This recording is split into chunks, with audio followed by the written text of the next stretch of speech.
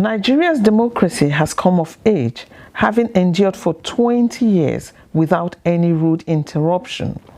Section 4 of the Constitution empowers the National Assembly to primarily make laws for the good governance of the state. Besides this primary function, there is a huge range of oversight functions performed by the National Assembly to check the executive organ of government in the spirit of checks and balances. To be fair, the 8th National Assembly performed creditably in this regard in all its ramifications. However, that was not without inflicting injuries on her credibility. This is due largely to the contending partisan interests among members and the struggle for naked powers in the polity. So, expectation of Nigerians for the 9th National Assembly was very high when it was inaugurated in June last year. 12 months after, has the 9th National Assembly lived up to the expectations of the people?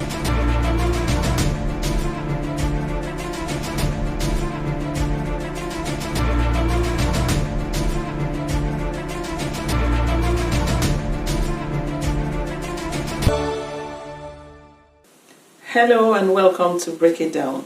Today we are looking at 1 year after. Is the 9th Assembly living up to expectations? Today I have with me none other than the very vibrant House of Representatives member, Honorable Ben Igbakpa, representing Ethiope Federal Constituency of Delta State. You're welcome, sir. Thank you for having me. I really love Sapele. That is one town you go to and you're just filled with a different kind of joy. You know, so I'm really, really honored to be with you in your presence today. Thank you. It's happening, man. So, sir, let's come down to breaking it down, the 9th Assembly, rating the 9th Assembly by performance. Yeah. How would you rate the performance of the 9th Assembly? Well, thank you very much. I would say we've done excellently well because we have the driver of a vehicle matters a lot. We have a seasoned legislator, somebody who has gone through the grades of legislature at the national level. He's been there all the way.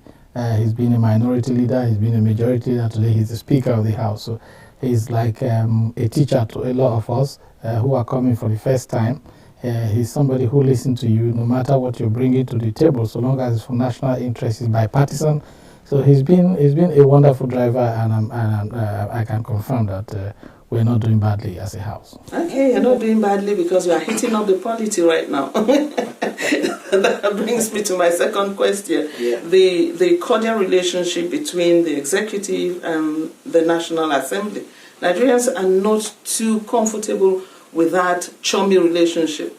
Like when the night mass, especially the Senate, came in, the leadership made it known to us that we're going to be on the president's side. Not the House of Reps, though. And now we see what's happening at the House of Reps. There are clashes, which is very, very interesting and very, very encouraging. But then people are still not convinced that the executive and the legislature is not the same. Where is the checks and balances, they ask? Well, I must confess to you that there's, for me, governance is about complementary.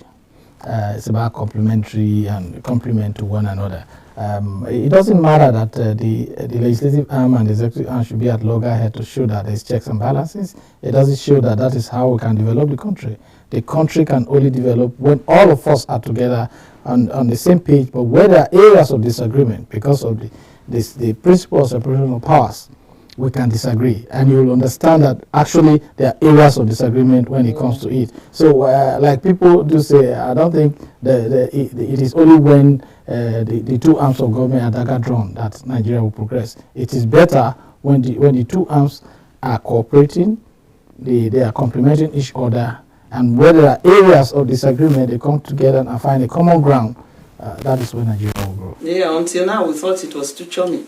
There was no reason to fight. there was no reason. There is reason. When there are reasons, yes. When there are reasons, yes. You see so many issues coming up. The executive not liking to see the legislative arm. We not wanting to see certain persons. And by the grace of God, it's all for national growth. Here I am today in the Ninth Assembly.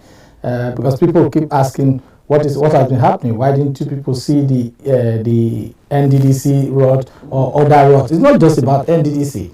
A lot of things are wrong. Mr. President means well in terms of fighting corruption, but he cannot do it alone. He must delegate functions to people, and the people you are delegating the functions to are not saints, they are not angels, because of the Nigerian situation, because of the fact that the people don't even trust anybody anymore. So any attempt for you to try to even do something, and in the course of doing it, something went wrong, bet you, they will abandon you. We wonder why it's just coming up now after 1 year. This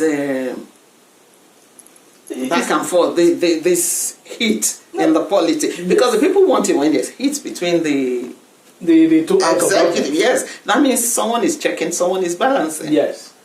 Yes, but again, it is not. It's not just about now. It's a systemic thing. Something has been wrong all the way. We didn't want to. The motion didn't say let's start from the beginning. The motion said the IMC. If not, some of the projects, some of these that the forensic auditors are going to work on actually are projects of past administration, past assemblies, budget. So, but nothing was done then. But now something is being done. There's this ancient adage which says that anytime you wake up, that is your morning. We have woken up and it's time for us to act. And Nigerians must stand behind us to give us that push, give us the pressure, and we'll deliver. I think they are, because everybody's enjoying what's happening. We'll be back. Let's just take a break now. We're still with Honorable Ben Igbakpa.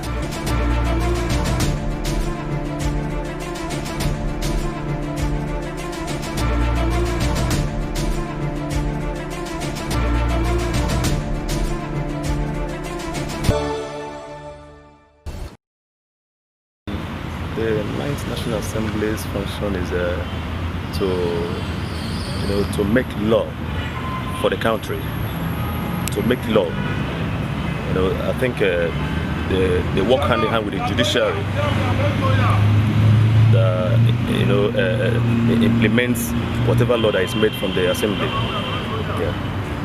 The function is to intervene in government matters.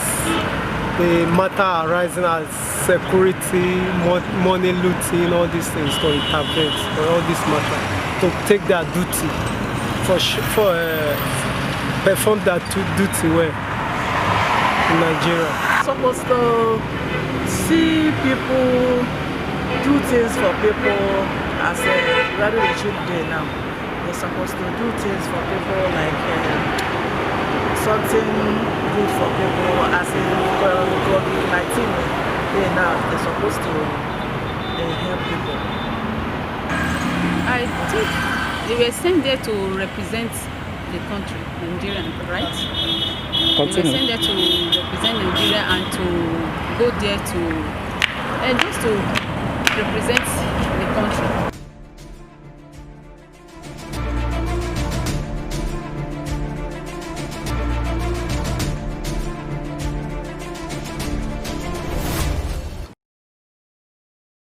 You're still on Break It Down, and we're still with Honorable Ben Igbakpa, representing Ethiope constituency of Delta State.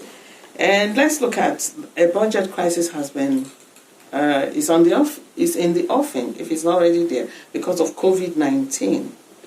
And the executive right now is grappling with a lot of things.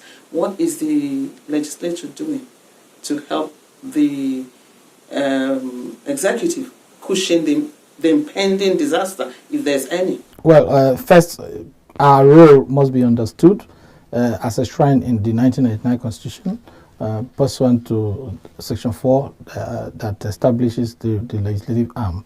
1 is lawmaking, 2 is oversight, and 3 is representation. So lawmaking, oversight, representation. Please, can you break it down? What is lawmaking? Lawmaking is the function to make laws that will guide the country. We make our lawmaking is in 3 phases. You do the first reading, the second reading, and the third reading. The first reading is just to mention it. The second reading, you discuss the merits of the bill as it is. Then the third reading is when after the second reading it goes to committee stage. The committee come up, fine tune it, retweet it, and bring it back. Then it comes for third reading, and there's what we call the committee of the whole, chaired by the deputy speaker, and we look at it. People can now suggest, remove clauses, adopt clauses, and then it is passed. When it's passed in the House of Representatives, it goes to the Senate for concurrence. Most times they can have issues with it and they want to amend it their own way. They come with their own version before it is transmitted to Mr. President for assent. That's when it becomes law. And once that is done, then for representation, it is what we are doing for our people. You go there and say, oh, my people, this also thing, there's corruption somewhere. Let us probe it. There's a road that is bad in my area. Oh, there's fire, disaster, there's hunger, issues, infrastructure, maybe health, social, they come up. Then thirdly is the area of oversight. Oversight is doing the post-mortem. If you send somebody, you draw a budget and somebody is spending the money, you should be able to ask, we budgeted 1 billion for you, what have you done with the 1 billion? Look at the project and see if there's value for money. If it is done as expected, if the specification is being attended, it's being attained as a shrine in the banner or whatever it is. So those are the 3 functions that we do. Then you remember at the beginning of this pandemic, Mr. Speaker brought a stimulus bill, which was passed that same day, and we came up with the issue. Mr. Speaker also came up with the issue of bill exempt for electricity consumers, if we can give 2 months to our people. And again, on this part of lawmaking, the executive arm brought the budget back. It got shrink, and we have to do another surgery on it. And again, they brought it for the second time. We've gone ahead to do the surgery again. Nigerians were suffering in other countries. The House stood up to raise issues that the ones in China that will make motions came up of Nigerians that are in other countries that need to be evacuated back home, and the government has risen up to the challenge. We understand we have challenges with our health institution and facilities, but I think the National Assembly, again, we contributed our monthly salary to 2 months to support the federal government in the fight against COVID-19. So those are some of the things that the National Assembly has done, the House of Representatives. So I believe we're doing our part. We also ensure that we were able to send palliatives to our various constituencies to support them before the one that the state governors did. So we partner the federal government, the executive arm of government, to ensure that this is done. We set up our own committee too. There's another committee on COVID-19 in the House that is liaising with the presidential task force. Yes, you talked about donating 2 months' salaries. Yes. Yet Nigerians think the NAS is not doing enough because of the spending that we hear coming out of the NAS and the budget of the National Assembly. It's like it's too huge. And recently we heard about a 37 billion naira that was budgeted for the renovation of a section of the NAS. I think I need to start from the 37 billion.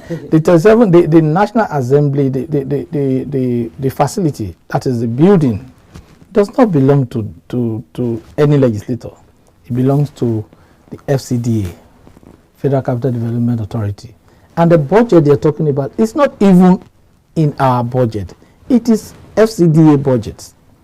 So nobody is talking about, yes, there are issues. There are times you come to the National Assembly and the place is hot, you are doing a public hearing. Yes, there are things to be fixed. But for me, I think, like some of us agreed, if we're in a tough time, that definitely might not be our priority for now.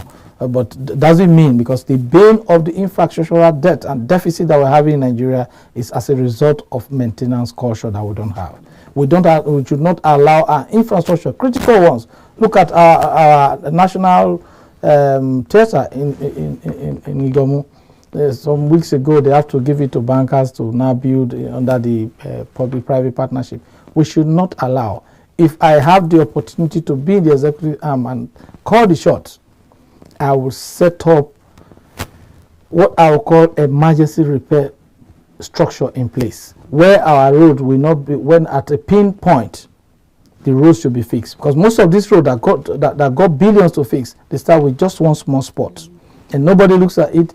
At the point vehicles start slowing down to pass there, and after some time vehicles no longer pass, and it's finished. And then we come up with a bogus bill of billions to fix it. Where we will have done it with less than 10,000, 20,000 at that time.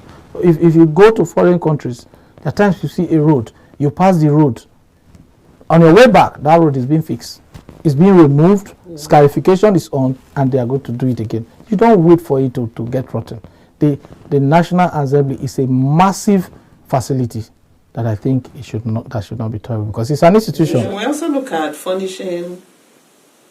Every legislator who comes takes up the home and he wants to furnish it. We had about cars. Well, BMW cars. No, I think there's something we need to understand. Myself talking to you, I was a member of the Delta State House of Assembly. After my 4 years, I served as a civil commissioner, and it is every 4 years you pay furniture allowance, and people that are due for vehicle, because we are talking about supervision at the state level. They are called monitoring. As a commissioner, you need to monitor projects in your catchment area, in your ministry. Now we are here as legislators. You just queried me, why have we not seen all these things that are happening over the years? And if you expect me to drive my personal car from here to Jigawa, from here to Borno, or you want me to go, I am supervising an agency. The agency will be the one to buy me tickets to fly. By the time I get there, what do you expect me to tell the agency? We need to make the independent. We need to make the legislature proper, independent, so that they can carry out their responsibility. What's the lifespan of a brand new car? It's like. We're even talking about BMW. No, there's no BMW. I'm talking for the House of Friends that I know of. They bought a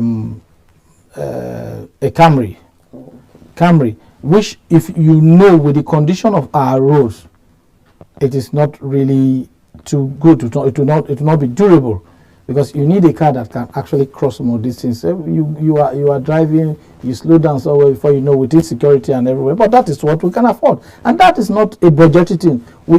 Is being paid from our own internal overheads and all these things. It's not like there's a budget. The federal government is not paying.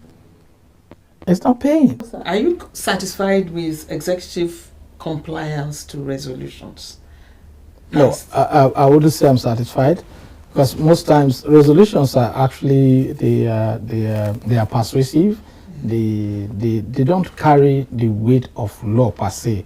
But I think it is not right for an institution to come up with a resolution and it's not obeyed. But the only way that it can be obeyed, that nobody can falter it, is for the two chambers to come up with the same resolution on both sides. And with that, it carries the force of law. Okay, we have resolutions, we have bills, we have motion. What's the difference between motion is resolution is a result of emotion. Okay. Because when you bring in emotion, at the end of it, you come out with your prayers which the House has agreed on. That is the resolution. It's a product of emotion. Then laws are a product of bills. Bill is the stages, those three stages I told you of. When you are done from there, the moment it leaves there and goes to the president for assent, it becomes law. So a bill is actually a law in the making, while a motion is a resolution in the making. Okay, now we understand. We have broken it down. Yes. So as a member of the House of Reps, sir, what vision do you have for Nigeria as a country? Well, my vision for Nigeria and my constituency is to make a change. No matter how long I stay here, to make a change, ensure that our oversight functions are rejigged and the executive is on their toes, all geared towards making the nation a country of our dream. Thank you very much, sir. I was very excited when I was going to have somebody from Delta State. I knew I was going to flow. Thank you very much. Thank you very much for watching the show, for watching Break It Down. We'll be back again same time next week. Goodbye.